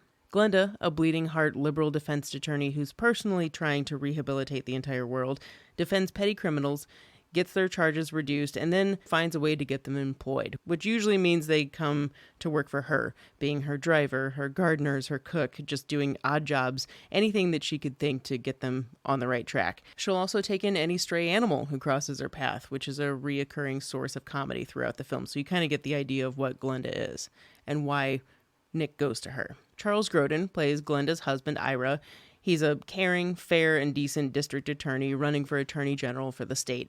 He and Glenda have a chaotic yet loving relationship, and everything's coming up roses for them and his giant career move. The only thing that could get in his way, of course, is his wife's ex-husband secretly coming to them and hiding in the couple's guest house during the exact time the state's governor is coming over to their house for dinner. Aiding a wanted bank robber isn't exactly the most desirable trait for a potential attorney general to possess. This is a farcical, silly plot with these incredibly engaging lead actors, all of whom play so well off of each other like some sped-up dance of comedic precision. There aren't any flashbacks to a previously passionate marriage between Nick and Glenda, which I'm kind of thankful for, but there is a certain love that still exists between them. It also helps that Glenda is a bleeding heart and Nick fits her unconscious criteria for wanting to help someone in dire need. Hawn isn't a stranger to playing a compassionate character, but probably best known for making exaggerated animated comedy into something that works and you can actually see happening. She anchors the film with all the chaos that's happening around her, from being comfortable in the mayhem to being thrown off her game once Nick re-enters her life, forcing her to aid him in bed and feed until he turns himself in. And with the impending visit from the state's governor having a direct bearing on her husband's career move, Hawn takes Glenda from a relatively collected human to a total mess, and eventually returning to the comfortability of her normal chaos. This was the second film that Hawn and Chase did together, the first being 1978's romantic comedy thriller Foul Play. But Seems Like Old Times is a strong throwback to a 1940s screwball comedy that really suits the pair, and I'm kind of a fan of that 90s screwball style anyway. Chase is characteristically understated in his delivery. This is also during a time in his career when people wanted to see his classic pratfalls and physical comedy. Chase gets beaten up a lot throughout the entire thing. He's miserable, and obviously a man in hiding who has a limp is destined for comedic abuse. Grodin's playing the straight guy in this movie, but it has scene after scene of perfectly teed up comedy that makes him just as equal to Hawn or Chase. There's so many scenes also of the supporting characters who steal moments or have genius additions like Aurora, Glenda and Ira's fiery housekeeper and chef. But the real unsung comic hero in Seems Like Old Times is pretty much every scene with Chester, the former client of Glenda who she's now employed as her chauffeur and butler. Chester's scenes never fail as the middleman who accidentally finds out about Nick's existence but knows better than to open up his mouth. From the improbable to the anxiety-riddled scenes, intelligent quips that lead you to laughing into the next comic setup, Neil Simon really delivered a beautiful piece of comedy with this story. This was the only film directed by Jay Sandrich, but he was a very accomplished director of classic comedy shows like Mary Tyler Moore, Cosby Show, Odd Couple, Golden Girls, WKRP. Like, the man knew how to frame, stage, and properly shoot to maximize for laughs. And as if this film couldn't get any wilder, the finale is one of the most ridiculous courtroom scenes ever committed to film. But if you've held on to this nonstop comedy for this long, nothing is going to be too unbelievable by the credits. And like many films that are over 40 years old, there's a lot of humor that plays on ethnicity and race. There's nothing like too overly offensive, but non-aggressive stereotypes are frequently used. And looking back on movies like this, it looks to me more like the obliviousness of a white male writer versus intentionally trying to offend. And I'm not trying to excuse it away, but it certainly doesn't feel mean-spirited. Another aspect which dates this film is the fantastically 70s disco funk theme music from composer Marvin Hamlisch. The man was a musical genius, and although it feels very of the time, it was perfect for this movie's theme. For an hour and 40-minute movie, it zips along with such speed that challenges more contemporary films with its wit and charm, suspense, and tree-branching stories of complete absurdity. One word of caution, if you have a dog who watches television, and I have one like that, you'll want to wait until your little one is conked out because there are so many scenes of dog action. No violence, no animal violence, thankfully, but all of the chaos that involves dogs, it's pretty intense and it's pretty loud. I really want to watch Seems Like Old Times. I haven't seen that movie, and I haven't seen Foul Play in forever, but after watching my pick of the week, I kind of wanted to see some of these earlier Chevy Chase movies where he's a little less one note, and there's like a little more like dimension to his character. Yeah. I can't wait to hear about your revisit to Fletch. It's only been probably a handful of years since I've seen Fletch. I haven't seen Fletch since I was a kid. Okay. So I was treading lightly because I wanted to do a Chevy Chase movie, and looking through, I kind of figured we probably wouldn't do Fletch as a feature for the podcast. But watching it is this era of Chevy Chase where he's like going all in on this particular type of character. This is like 1985, where he's really honed in on the bungling knucklehead, but who also has like a quick wit and always has like a remark for everything. I think for the most part, it does work in this movie. Fletch it's like a neo-noir comedy. Chevy Chase plays Irwin Fletch, who's a investigative reporter for the LA Times. And I don't really understand the world of investigative journalism, like how much time you're allowed to do like a story. In this movie, he's been working undercover for like 3 weeks, like hanging out on the beach, acting like a junkie so that he can break this story on who's bringing drugs in and selling them on the beach. And so they set that up in the beginning in a very traditional noir trope. They make you think this movie's about one thing, and then it diverts to someone wanting someone to do something nefarious. And so Tim Matheson singles out Chevy Chase's character because he sees him on the beach and he thinks he's a junkie, and he asked him to murder him so that his family can get the insurance. And he's like, I have cancer and I want you to come in on this date and murder me, and then I'll have a plane ticket for you to travel to Rio de Janeiro or wherever, and I've got everything figured out and I'll have like $50,000 for you. The one thing watching this, and I haven't seen this since I was a kid, it is strange that Fletch is just like, he's got this deadline. His boss is breathing down his neck at the paper, but yet he decides to take extra time to start investigating this guy who wants to hire Chevy Chase to murder him. And a lot of other stuff is revealed, and so the story sort of shifts to him doing that investigation, and things kind of come full circle. They work in the original story, and there is a little mystery to it, but I do think for the most part, this movie is funny, but it is only funny if you are a fan of Chevy Chase, because he's like 100% doing the one-note Chevy Chase character where he doesn't take any situation with any level of seriousness. He always has like a quip, or he gets himself out of a situation, doesn't really seem fazed, even though there's some like really crazy stuff happening to him throughout the movie. It's also one of these movies where he like dresses in different characters, you know, goes undercover. So he dresses like a doctor and, of course, gets into a situation where he's got to help somebody out and then passes out because he doesn't like the sight of blood. So there's a lot of those little situational comedy bits, as well as it's, you know, it's an 80s movie because there's a fantasy sequence that might not hold up as well in 2023, fantasizing about playing with Kareem Abdul-Jabbar, and they give Chevy Chase like this gigantic afro. But, you know, it clearly 1985. But overall, I really enjoyed Fletch. I've only read bad things about Fletch Lives. I don't think I've ever actually seen it, but I thought I might give it a go now that I'm invested in the Fletch universe. And I also, there's like that Fletch Confess that has John Hamm. They like remade Fletch, and John Hamm plays a Fletch character. And I've actually heard really good things about it, but I haven't seen it. So I'm going to try to stream that some point in the near future. I forgot that existed, but I remember seeing ads for it too. I can get sucked into Fletch. I recognize its pitfalls, but it's still kind of, I think the 80s exists in that time of you just kind of have to accept what it was and the things that we learned from and got better on a, you know. Yeah.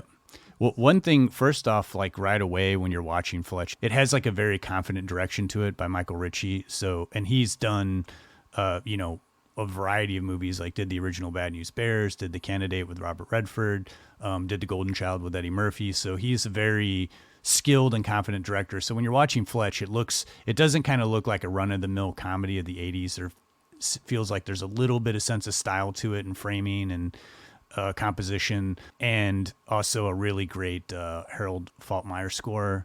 The Fletch theme, I've been jamming on Spotify lately, and it's really great. It's got that real 80s synth-driven score. You know, and I love, too, when there's that regular music kind of, or like a song or something, then it cuts to like the character's theme song very much. You know, Harold Faltermeyer did the Top Gun Maverick theme, and he did Axel Foley's theme for Beverly Hills Cop. And there's some real super similarities between that and the Fletch theme. Yes, totally. Both of them I like individually, and if you were to play them next to each other and be like, which one is which, I could tell them apart for sure. But they're, I like the Fletch one maybe a little bit more, just because it feels, I don't know what it's called, but when like maybe we bring it like down an octave or something, it gets like a little like mystery. It builds up a little bit. Yeah. Yeah. Thank you so much for that one.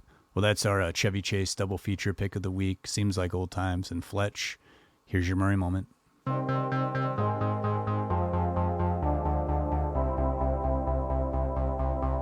Chicks dig me because I rarely wear underwear, and when I do, it's usually something unusual. I think I need a root canal. I'm sure I need a long, slow root canal. You gonna come and shake my monkey tree again? Oh, what does that old queen know? She didn't even show. Hey, this is so scrumptious. Is this hand shucked? The flowing robes, the grace, bald, striking. That was fun.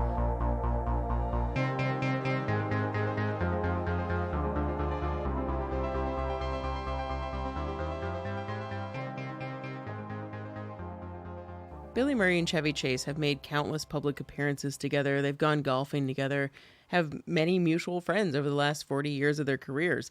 So why is it that every time their names are brought up together, people reference an infamous altercation? Let's finally get to the full truth of it. Picture it. February 18th, 1978, Season 3 of Saturday Night Live, Lorne Michaels, creator of SNL, had asked Chevy Chase to return to host after his '76 departure from the show. His former cast members were all still on the show, only now, Billy was the new man on the SNL campus. February was a big ratings month, so a great time to bring back a very popular not-for-primetime player. Chevy had just wrapped Foul Play, co-starring Goldie Hawn, which was his first big screen endeavor. And Chevy was wary of coming back because he'd heard rumors that the former cast members were salty about his departure.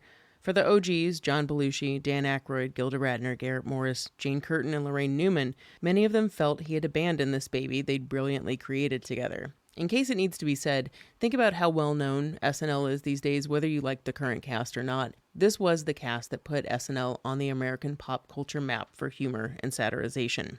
Chevy came back with the subconscious understanding that probably Lauren and Belushi had talked a little bit of smack on him for leaving. and Belushi was the second heavyweight. Chevy was number 1, and he knew the water had been tainted even before he came back to the SNL pool. By this time, Billy had established himself on the show, and he and Chevy had known each other from their years in the National Lampoon's Radio Hour years prior. For more backstory, the Lampoon crew was brought together by Belushi, which not only included Billy and Chevy, but also Gilda, Harold Ramis, Christopher Guest, Brian Doyle Murray, like those jokers. And even then, it was said that Chevy and Billy creatively clashed sometimes, but nothing too big from what I've been able to surmise from stories. I know I'm setting the stage a bit here, and this is a long Murray moment, but this is our 5th anniversary, and it feels like it's moments like these. I hope people have been paying attention to these Murray moments because you can connect so many talented people to all of these stories involving Bill. Okay, back to 78. Chevy wasn't helping to quell the underlying insecurities of the cast. He knew audiences wanted to see him do 2 things. They wanted to see him do his signature pratfalls, and 2, do Weekend Update, a segment which was now anchored by Jane Curtin. And Chevy made a case to Lauren that he should do the segment by himself, without Jane, because, quote, "I'm just going to upstage her. Everyone's waiting for me, and I'm just going to destroy her," Chase said.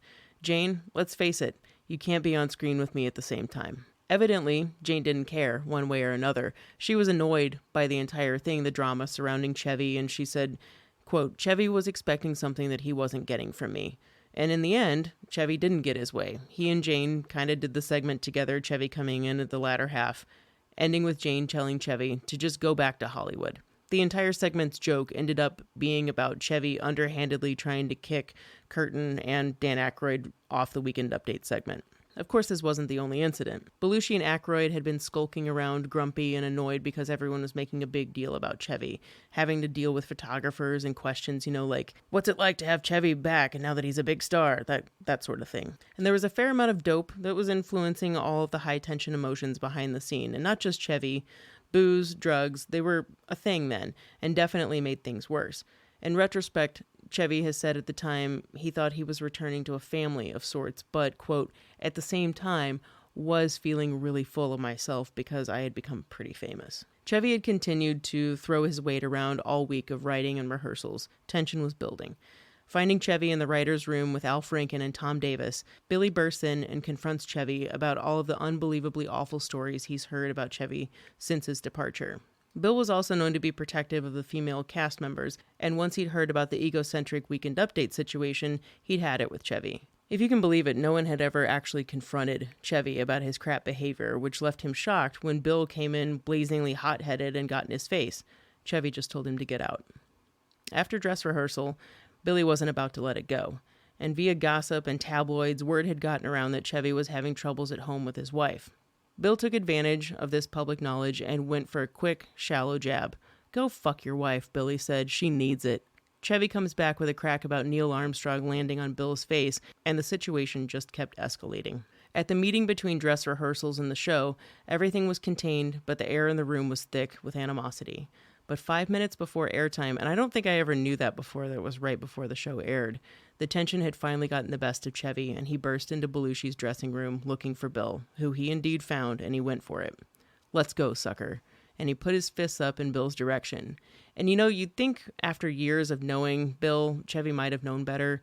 Bill was never known to be a muscular guy, but he was really tall, like the same height as Chevy, in decent shape with an Irish temper and a kid from a family of 9. He wasn't exactly afraid to get physical if provoked. And he came at Chevy swinging. "This is my show now," he yelled at Chevy.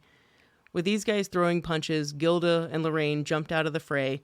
Bill's brother Brian grabs Chevy's arms. SNL writer Tom Schiller gets pinned behind the dressing room door, while Belushi manages to get in between these two men having a testosterone flare-up. And pretty much everyone who witnessed the incident said that most of the punches hit Brian Murray and Belushi. Belushi was one of the culprits who instigated the Chevy shit-talking, and Bill was Belushi's boy. Bill looked up to him and had only defending his friends and fellow cast members in mind. Blues Brothers, Animal House, and American Werewolf in London director John Landis also happened to be backstage visiting Aykroyd and got a front row seat to it all. He said he heard a tremendous noise, looked down the hall to see this giant skirmish, people trying to pull apart these two 6-foot-plus men, and couldn't believe the obscenities that Chevy was throwing out, while this man who he didn't know, Bill, was yelling things like, "medium talent," at Chevy. "I'd never seen Bill Murray before," said Landis, But to come up with an insult like medium talent in the heat of anger, I was impressed. I was like, who is that guy? And as they say, the show must go on. The fight was broken up, but Chevy still had to go out and open the show right then. With Lauren watching on the monitors, it was obvious the fight had thrown off the ex-cast member turned host. Chevy doesn't have it tonight, Lauren said at the time. Lorraine was watching Chevy open the show and said that he just looked shattered. Having watched this episode myself, it is a little off, but in no way would I have thought that Chevy would have just been in a fist fight. Bill was trying to take me down a rung, Chevy said. And I was probably up a rung. I was probably too full of myself. Chevy claims he only thought about this in hindsight because at the time, he thought he was coming back to kind of a family.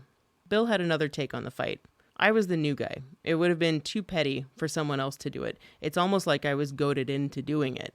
I think everybody was hoping for it. I did sense that, he said. I think they resented Chevy for leaving. They resented him for taking a big piece of success and leaving, making his own career go. Everybody else was from the improvisational world where you didn't make it about you. You were an ensemble. You were a company. So when he left, it was just a shock. Though tensions continued through the episode, there were no other reported incidences, except for the closing of the show that a few people have commented on. As the cast gathered on the stage to close out every episode as they do, Bill does look a little edgy, and some said he was eyeing Chevy to start this fight all over again.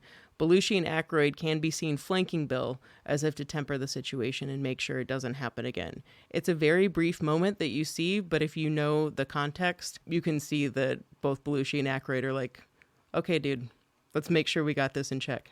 This was the truth, as I understand it from books, multiple eyewitness accounts, and the truth is now these dudes don't really have a problem with each other. They're both too old to care anymore. So much has happened. So many of their friends have died. The two have spoken through many outlets about how this fight happened and how they got over it fairly soon after. Only a year and a half later, Chevy and Billy would share one of the greatest improvised scenes in Harold Ramis's Caddyshack. There was apprehension from the creative brains behind the film that old tensions might arise, but Chevy and Billy did not let that happen. Harold Ramis said of the time, quote, "To me, it was all hearsay and rumor. They were determined to get along from the beginning. As soon as Billy arrived, it wasn't like they embraced each other, but they were respectful and cooperative." It's also been said that Bill was able to keep himself in line because of his friendships with Caddyshack brains Doug Kinney, Harold, and brother Brian, who were on set every day. Additionally, even though the cocaine was a flowin' on the Caddyshack set, Bill wasn't a user. Chevy's another story, so flying off the handle wasn't as much of a concern.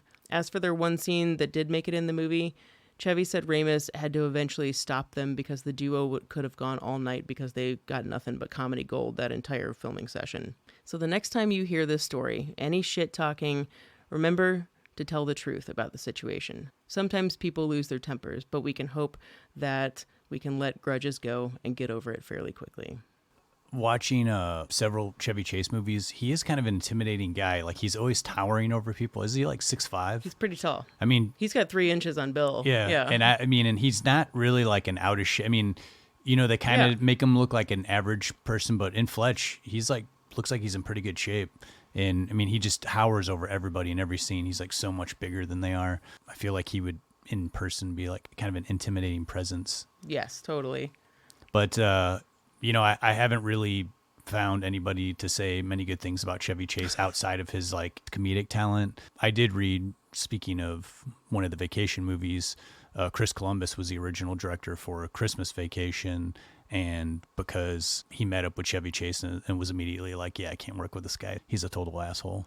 I think Chevy made some strides once he maybe gave up some vices in his life. I think that was probably a really big factor for him, but doesn't mean that he wasn't a pompous asshole, or maybe still is, you know? Yeah, well, he kind of like his career kind of, you know, in the late 90s, you know, he was doing some pretty rough movies, but then he kind of had a revival with Community, but then, you know, I've read he was kind of a tyrant on that set as well. Blew up on that, yeah. Yeah. His most recent interviews, when he's asked about things, it does feel like he's being pretty honest. A lot of things that I was reading, he was like, yeah, I was a dickhead, totally. So I think that there's something to be said for someone who can look back. But it's a different thing to look back on something that happened 2 years ago versus something that happened 45 years ago. Well, thanks so much for that Murray moment. Of course.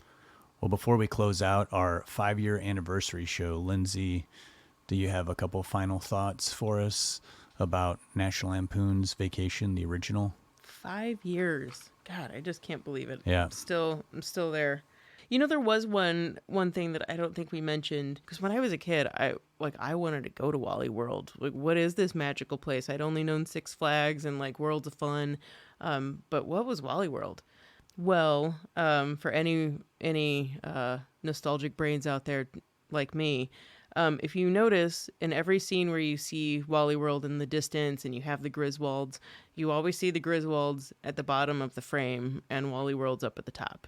And that is because when you see it from a distance, Wally World is a giant matte painting. And that's why we don't have the Griswolds go over onto the second half, because the top half painting, bottom half is film. I think that that's pretty cool. It's also, when you know that, it's obvious looking at it. But Wally World itself, they wanted to get Disneyland in Anaheim, but that wasn't going to happen. So they were able to get Six Flags pretty much for the entire interior of Wally World. And then it was a Santa Anita racetrack for the parking lot scene. So put together, I believe that Wally World existed. There's no part of me that didn't think it did. I really love the concept of Wally World, and that they, came up with a original title and idea than just using like Disneyland or whatever. And I got to say, I'm not a fan of the cultural acceptance of now using Wally World to reference Walmart. It's kind of annoying. Yeah, my mom does that. Yeah, I won't ever call Walmart Wally World. Wally World to me exists only in the universe of National Lampoon's Vacation. I know when I've thought about Six Flags, and I'll say to somebody, do you want to go to Six Flags? I'll say, do you want to go to Wally World? You know what I'm talking about. Six Flags. Wally World is the first thing that comes to mind. What about you, Justin? Any final thoughts? I didn't really have very many final thoughts other than I was actually, really surprised at how little I get sick of this movie. I mean, it's just, to me, it's a signifier of summer. It really captures that essence of like a road trip, and which is something I feel like is kind of coming back. The road trip is coming back now because through COVID and everything, we're, that's true. And flying sucks so bad these days. It was, like I said earlier in the podcast, it was a luxury back then, but now you just don't see that. So getting out on the open road seems to be a more convenient and family oriented way to take a trip. Even though there's a lot of exaggerations in this movie and there's the dog death and stuff, it still, I think, is a really well-crafted road trip movie that also still holds on to some sense of family value of like a family getting together and getting through this trip, even though that there's struggles along the way, which, is universal to families. The first thing you think of when you start even a relationship with somebody is like, well, why don't you take a road trip? And you know how well you get along, And so this movie to me kind of like embodies that concept. For as many inappropriate things that happen in this movie, as far as it being a family film, it still feels like that to me. And it's no wonder that people like you and I, we watched this when we were kids. And so many people I know watched this when they were kids. And that it has continued to be a giant franchise like it is, and still feels heartwarming in a way. I mean, Christmas Vacation is probably the most heartwarming, but I'm always rooting for the Griswolds. I'm always thinking that they're going to make it out of it. And for Clark being kind of like, I mean, he's too chicken shit to like actually cheat on his wife, but like Clark and Ellen, they're kind of a great couple. And I love seeing them throughout this franchise. Yeah, and I do like that they make him less scumbaggy in Christmas Vacation. Totally. I think Christmas Vacation is like, there's a little flirtation in the mall, but for the most part, he's got his family front and center in his mind. Yeah. Well, thanks so much for listening to our 5-year anniversary episode. Please continue to listen. Follow us on social media. We're on Facebook. We're on Instagram. We're on Twitter. Lindsay, I think you started us on TikTok. So many places to catch up on what we have coming next. And what do we have coming next? Is this going to start our serial killer summer? Yes, it is. I think so. We're doing a serial killer summer, and we'll be doing, for 2 months, we're going to do 7 coming up next, and in July, and then in August, we're going to be doing American Psycho. And then our picks of the week will probably be serial killer type movies. So if you're into serial killers, buckle up. You're probably gonna have a good summer with us. If you're not fascinated with serial killers, you may not see us till September.